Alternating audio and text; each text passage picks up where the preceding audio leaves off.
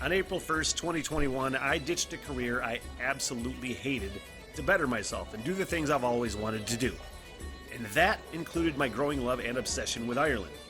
I want to learn everything: culture, history, mythology, music, and the language. Which, if I'm being honest, looks really hard to learn, but I'm going to give it the old Smith try.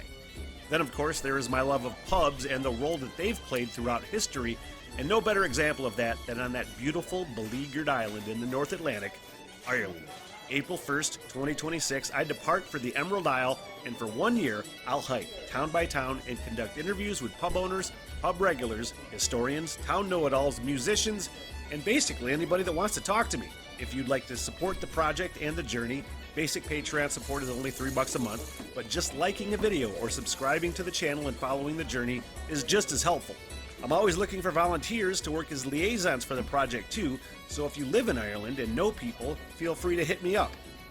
This is a huge goal and I need all the help I can get. The Smitty Learns Irish Pubcast begins April 26th and will be my life's work. Thank you. Man, I think I like this band a lot. I think I want to tell everybody. It was so funny. Quick story time. I worked radio for I don't know, 15 years in active rock radio in northern Michigan. That was my hometown market. I just stayed there because it was home, and was fairly successful in the higher rated DJs for the afternoon show. But, I don't do that anymore. And I actually went on for the first time in a couple years since I left in 2021 with my good buddy Cartman, who's going to actually be a podcast guest. And I know he wants me to come on again. It was just like a one-time time thing for Christmas. I brought him a Christmas gift and went on kind of spontaneously, and it was fun, and we talked about doing it again, but all I want to do when I go on the radio with him is just make him play stuff that, because I totally would have done that on my show back in the day, is played this stuff. If I was this rock radar that I do, finding the good bands that you don't know about was a radio bit where it was like new music, new music released. But the point of the story is now, and the only reason I want to go on the radio with my buddy anymore is just to make him play this shit. Anyway, Wordsmith is going to shut up now with Trom, the Harrowing Sun. I think that's what it's called.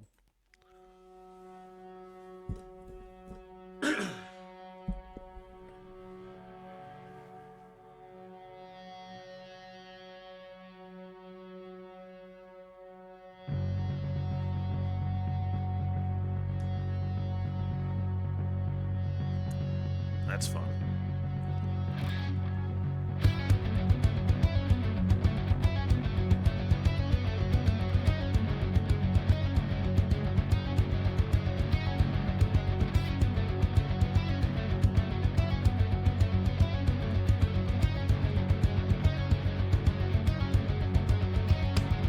It's no use turning up every stone.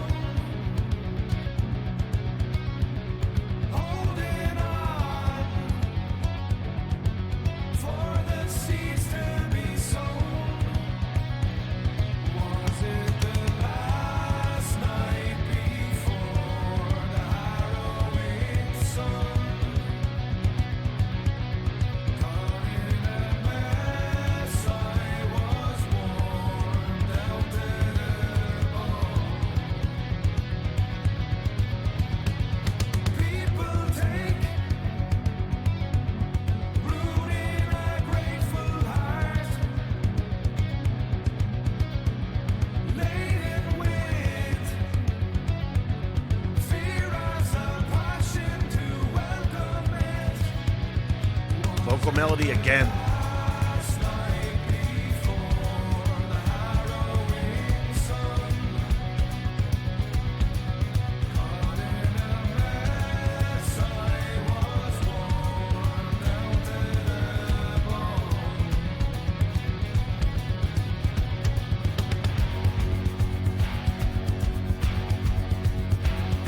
Ooh.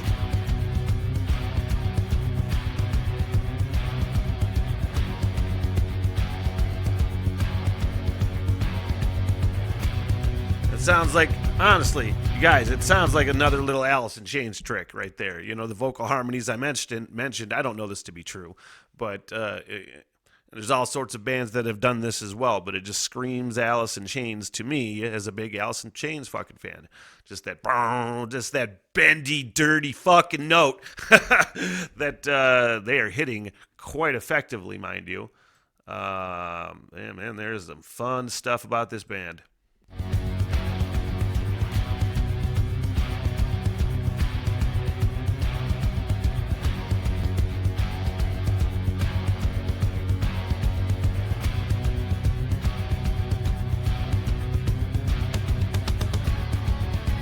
While not sounding anything like Alice in Chains as well. I don't want to make it seem like they're fucking ripping off Alice in Chains. Clearly, they are not.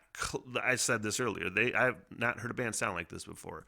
But the best bands incorporate all sorts of tricks of the trade in there, from influences you've had and learned from and things like that.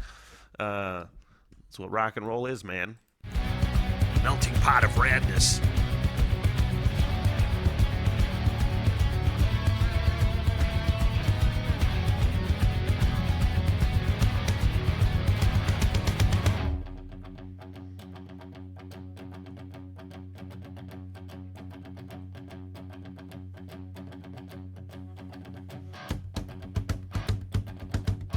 Fucking nuance, man.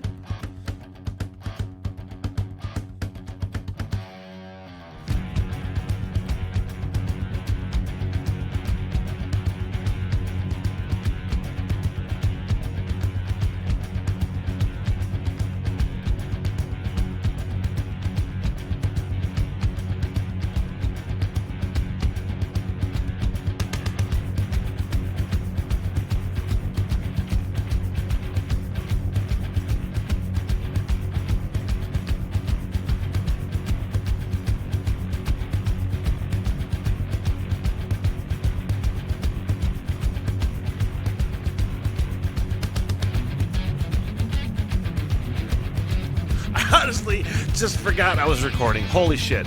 Man, I was just rocking the fuck out there and forgot I was recording, and I don't know, I just felt stupid for some reason.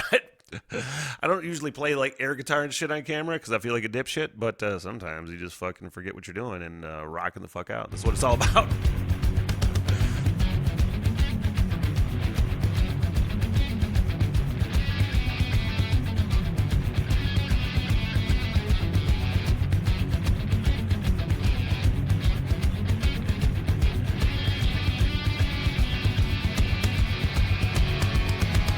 Whew.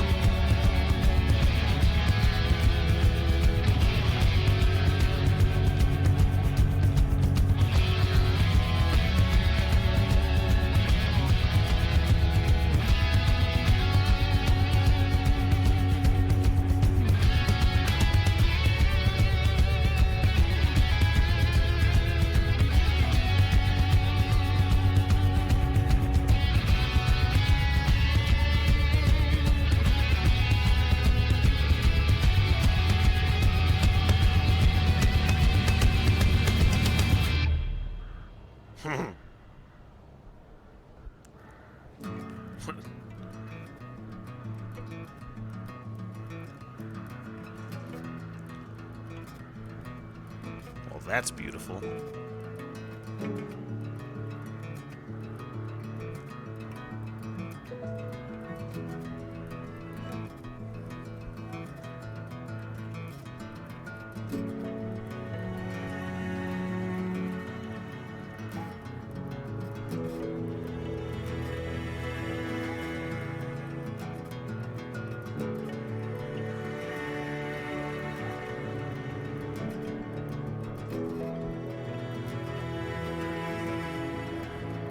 Was it the last night before the harrowing sun?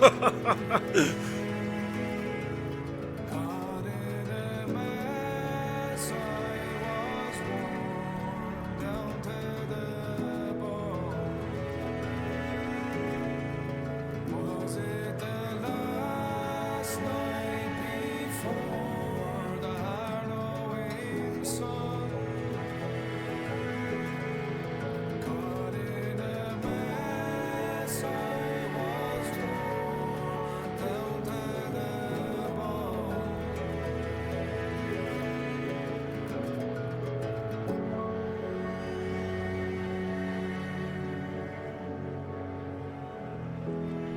cannot describe the feeling.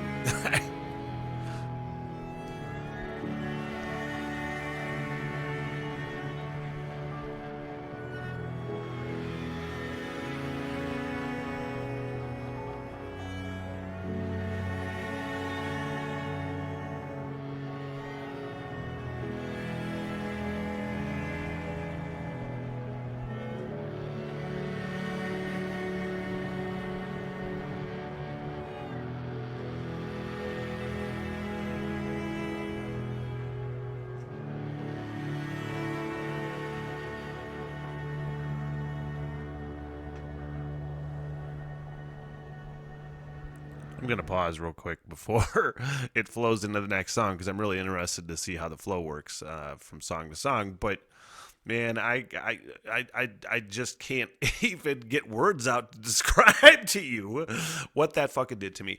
First of all, I have been sitting here. We're fucking 4 songs in now, man. And every song I'm like, oh, that's the highlight because I think of like, you know, a couple tracks from this album reaction.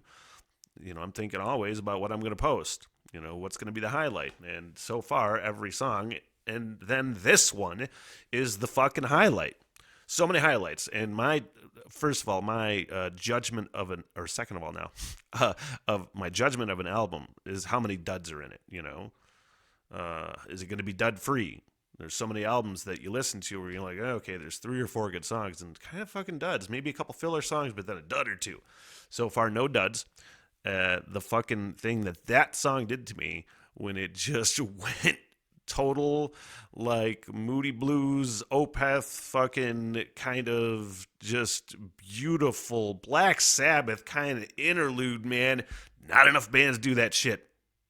And to do it effectively in the middle of that radness, top fucking notch. Top notch rock and roll right there. Now, Shoes. Boy, am I glad I got high to listen to this album. It is a total assist. I'm telling you, it is elevated listening, man.